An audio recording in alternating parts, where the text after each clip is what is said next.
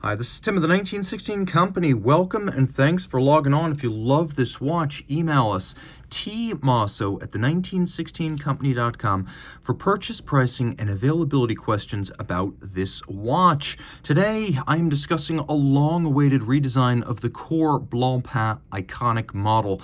Originally launched in the mid-1950s and now redesigned for 2024, this is the 50 Fathoms. This is the reference 5010, 42.3 millimeters in diameter in titanium, the successor to the 45 millimeter 5015, keeping all that was good about the old model, but adding more compatibility with smaller wrists. So, the watch in titanium, grade 23, we have 42.3 millimeters in diameter. The watch is 14.5 millimeters thick. It's now much shorter lug to lug at 48 millimeters with a quirky 21.5 millimeter spacing between the lugs. Being all sapphire, titanium, and rubber, this is a very light watch. On my 16 centimeter circumference wrist, I can't say that the 5015 was difficult to wear, but this is even easier to wear. You'll note that even pulling the strap down fairly tight to cinch it down, the lugs are now nowhere near the edge of my wrist, a big change from the 5015, which was over 50 millimeters lug to lug. It's not much thinner, but you can see that it'll fit underneath jacket cuffs and a lot of shirt sleeves too, just not the tightest of dress sleeves. From over the top, which always exaggerates the width of a watch, you can still see that the lugs are inboard of the edge of my wrist, and then we'll do a little bit of a distance shot so you get a sense of it in proportion to my arm and also to my hands. I recommend it now for wrists as small as 15 centimeters, maybe even 14 centimeters circumference. Better if your wrist is oval and flat across the top. Now the strap here is one of several bands available. This one is rubber. You can see it's a dark blue. It has a crosshatch pattern, perforations, serrations, and a little bit of a vintage tropic aesthetic. On the bottom, there are evacuations, both to make the strap more flexible and also to vent the wrist. We have a matching grade 23, 50 Fathoms specific pin buckle right here, all in satin, with little inflection point out board. A lot of details carried over from the prior model, including the basic shape of the case with its inverse tumble home, its profile branding, its vertical satination, and the lugs that are broken out from the case band with a sharp crease between case and lug profile, and then a little bit of a teardrop undertuck at the end. You'll also note that the watch still uses screws and bars here, and it uses hex key screws because those can take more torque than flatheads without stripping out. The idea here is that this gives you a lot more security than a spring bar setup. It costs a little bit more money, but this watch is worth it, and I'm happy to see that.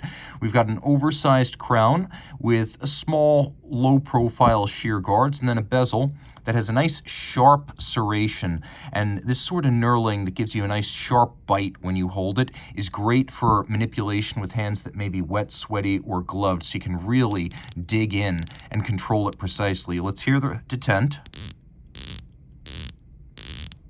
120 click, very precise, feels very positive, sounds very refined and yet distinct. You know that it's an operation, but there's no grit to it. It's one of the best feeling 50 Fathoms bezels I've experienced, and although the feel is not identical in its own way, it's the qualitative equal of what I believe to be the best feeling dive bezels in the 120 click space, which are Rolex, Grand Seiko, and the late great Cartier, Calibre de Cartier diver. This is now in league with those in terms of bezel feel quality. We also have another feature. It's been a long time standard on 50 Fathoms models, really since the 50th anniversary model back in 2003, which is this cambered sapphire over the bezel. It gives you this lovely sort of dewdrop look, a permanently wet aesthetic, glossy, gleaming, and bottomless. And unlike, say, Grand Seiko, the IWC Aqua Timer, various Bremont Supermarine products that have had a flat sapphire, the camber gives it that look of richness. This is more expensive to make, but the payoff is a more intriguing watch. You can also see a plexi-like bubble profile to the sapphire at center, giving the watch just a little bit of a vintage vibe, though make no mistake, the bathyscaphe is still the more vintage inflected 50. This is much more of a modern take on the breed. We'll do a lume shot where you can see that the entire bezel is luminescent, and that's great because not only can you see the bezel pearl and the critical first 15 minutes of the timing scale, you can see every 5 minutes subsequent to that. So this is a really precise, fully lumed, and visually spectacular bezel. On the dial, you can see the dart style indices, the quarter Arabic numerals, and the fact that all three hands are lumed.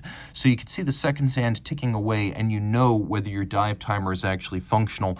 It's a 300-meter diver, screw down crown. Yes, just click the I believe button. I know 300 meters is not 1,000 feet, but we have hands that are a hybrid of, I would say, broadsword and syringe. We stick with the 50s modern precedent of keeping the quarter Arabics and offsetting the date window between the indices so it doesn't actually crop any of them or cut down on the number.